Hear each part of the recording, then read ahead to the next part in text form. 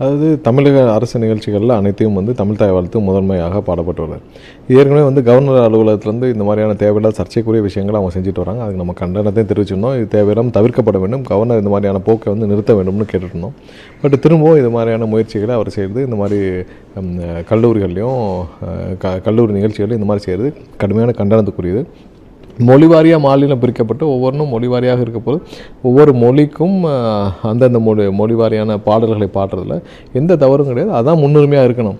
So அதன் படிப்படி நிறைய மொழி வாரி இப்போ வெஸ்ட் பெங்காலில் அவங்க வந்து பிஜேபி ஆட்சி வந்த பிறகு அந்த வெஸ்ட் பெங்கால் வங்காள மொழியான அவங்களோட அந்த பாடலை தான் முதன்மையாக பாடியிருக்காங்க. ஸோ அவங்களுக்கு தேவையானப்போ அதை மாற்றிக்கொள்வதும், அவங்களுக்கு தேவையானப்போ அவங்களுக்கு தேவையான வகையில் அது ஓட்டு அரசியலை பார்க்கும்போது ஒன்றிய அரசு தவிர்க்க வேண்டும். கவர்னர் இந்த மாதிரியான போக்கை வந்து தமிழகத்தை நிறுத்த வேண்டும். ஏன்னா இந்த மாதிரியான தேவையில்லாத சர்ச்சைகளே ஒன்று உருவாக்கி தேவையில்லாத ஒரு இதை வந்து கிளப்பி தேவையில்லாத ஒரு பிரச்சனையை கிளப்புற போக்கை வந்து கவர்னர் தவிர்க்க வேண்டும். தமிழகத்தில் அந்தந்த மொழி வாரியான மாநிலங்களில் அந்தந்த மொழி பாடல்களை பாடுவது தான் முன்னுரிமையாக இருக்க வேண்டும். அங்கே மக்களுக்கு என்ன மக்களுடைய ஏற்றுக்கு மக்களுடைய வசதிக்கும் மக்களுடைய எண்ணத்திற்கு ஏற்றாற்போல் தான் அரசாங்கம் இயங்க வேண்டும். அது மக்களுடைய வசதிக்காக தான் அரசாங்கம் இயங்க வேண்டும். இங்கே வந்து அவங்களுடைய மனசில் இருக்கிறதெல்லாம் வந்து இங்கே கொண்டு வந்து விதைக்கிறதுக்கு எந்த ஒரு தனிநபரும் முயற்சி செய்யக்கூடாது. கவர்னர் இது மாதிரியான போக்குகளை கண்டிப்பாக தவிர்க்க வேண்டும், நிறுத்த வேண்டும் என்பது எங்களுடைய வேண்டுகோளாக இருக்குது.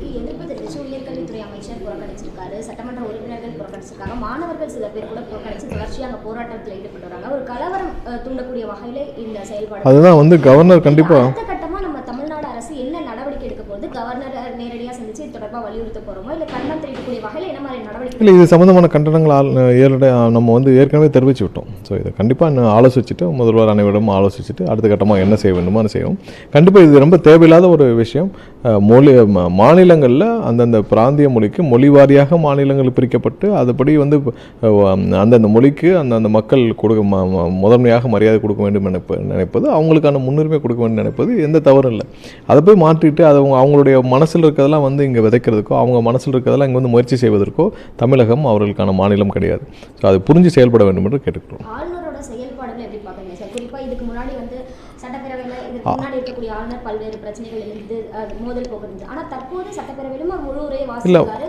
ஒரு சுமூக உறவை நம்ம கடைபிடிக்கல. இல்லை, ஆளுநர் வந்து அவருடைய அதிகாரத்துக்கு உட்பட்டு செயல்பட வேண்டும் முதலாவதாக.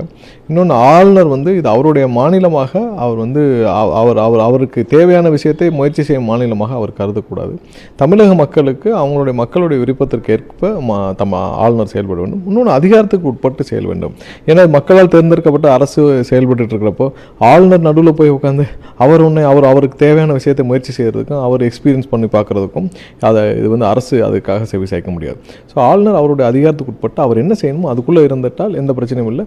மக்களால் தேர்ந்தெடுக்கப்பட்ட அரசு மக்களுக்கு என்ன செய்யணுமோ அதை செஞ்சுட்டு இருக்காங்க. அதில் போய் குழப்பம் விளைவிக்கும் எந்த முயற்சியும் ஆளுநர் செய்ய வேண்டும் என்று கேட்டுக்கொள்கிறோம்.